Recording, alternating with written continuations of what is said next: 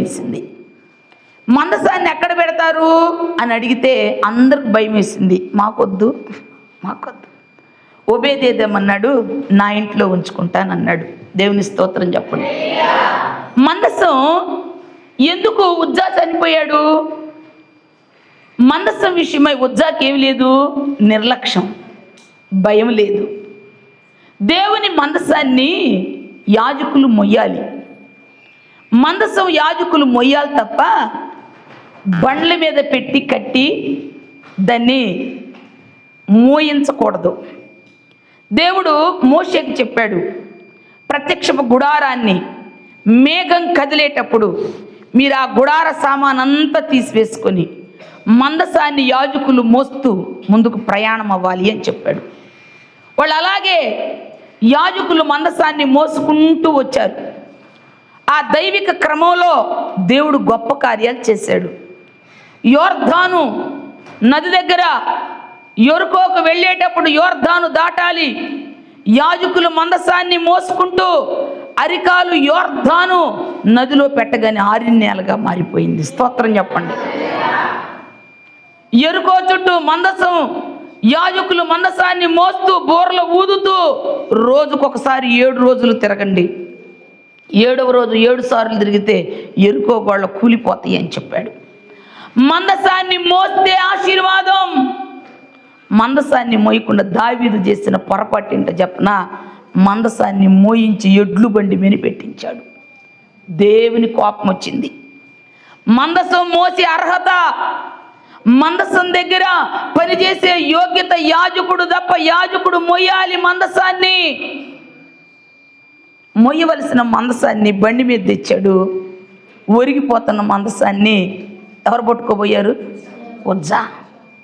అంటే దేవుణ్ణి కాపాడగలిగిన మనిషి భూలోకంలో ఎవరు లేరు.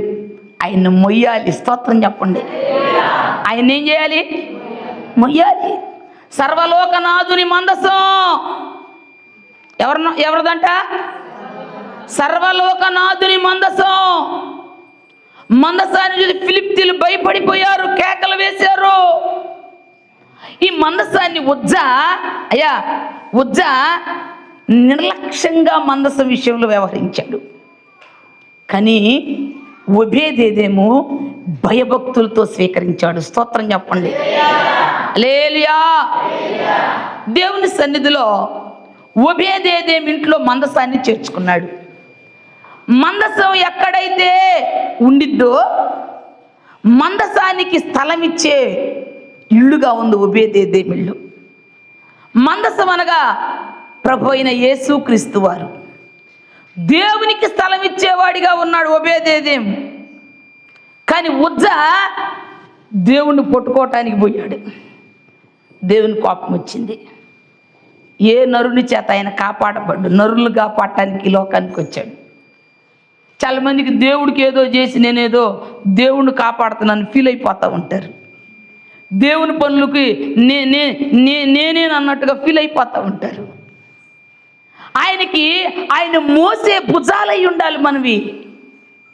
ఆయన ఎంత మోస్తే అంత కృప దొరికింది. మన దేవుని సన్నిధికి ఏమి ఇచ్చాడంటే స్థలం ఇచ్చాడు ఓబేదేదేము. స్తోత్రం కలుగును గాక. స్థలం ఇవ్వండి. యేసు ప్రభు యాయీరు ఇంటికి వెళ్ళాడు. వాళ్ళ కుమార్తె చనిపోయింది. చావు బతుకుల్లో ఉన్నప్పుడు యాయీరు ప్రభుని అడిగాడు, అయ్యా నా కుమార్తె, చిన్న కుమార్తె చావటానికి సిద్ధంగా ఉంది, నా బిడ్డను బాగు చేయి, బ్రతికించమని అడిగాడు. ఈలోపు రక్తస్రావణ స్త్రీ వచ్చింది. ఆలస్యం అయిపోయింది. యాయీరు కుమార్తె చనిపోయింది. యాయీరు ఇంటి నుంచి పనివాళ్ళు వచ్చాయా, బోధకుడిని ఇబ్బంది పెట్టొద్దు, భూస్థాపన కార్యక్రమాలు చేద్దాంరా. కుమార్తె ఏమైపోయింది? చచ్చిపోయింది. యాయీరు అన్నాడు, అయ్యా నా కుమార్తె చనిపోయిందంట ప్రభువా అన్నాడు. యాయీరు నమ్మిక మాత్రం ఉంచు. యాయీరు ఇంటికి వెళ్ళాడు. అందరు శవాన్ని పెట్టుకుని ఏడుస్తున్నారు, గొడవ చేస్తున్నారు. ప్రభు అక్కడికి వెళ్ళి స్థలం ఇవ్వండి, అద్భుతాలు చేయటానికి స్థలం ఇవ్వండి, మీ దుఃఖాన్ని ఓదార్పుగా మార్చటానికి స్థలం ఇవ్వండి, మీ కలవరాలు, మీ కలతలన్నీ ఆశీర్వాదకరంగా మార్చటానికి యేసుకు స్థలం ఇవ్వండి. ఈరోజు మనిషి అందరికి చోటు ఉంది, అన్నిటికీ చోటు ఉంది, దేవునికి చోటు లేనంతగా కూరుకుపోతున్నాడు మనిషి. దేవునికి చోటు లేదు.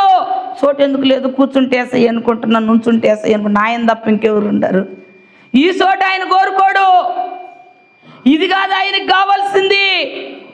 ఆయనకు చోటిస్తే ఆ చోటులో ఆయన నిలిస్తే నీ పరిస్థితులన్నీ అగమ్య గోచరంగా మారిపోవాలి. అది ఆ స్థలం ఆయన కోరుకుంటుంది. స్తోత్రం చెప్పు. చింతలకు చోటు ఉంది, ఏడుపుకు చోటు ఉంది, లోకానికి చోటు ఉంది, ఈ లోక పాపాన్ని మోసుకోవటానికి చోటు ఉంది. యేసయ్య మందసానికి స్థలం ఉందా నీ ఇంట్లో, నీ హృదయంలో? యేసయ్య ఉన్నాడా? మందసం అనగా దేవుని సన్నిధి, దేవుని మహిమ, దేవుని వాక్యం, దేవుని ఆరాధన. స్థలం ఉందా నీ ఇంట్లో? స్థలం ఉందా?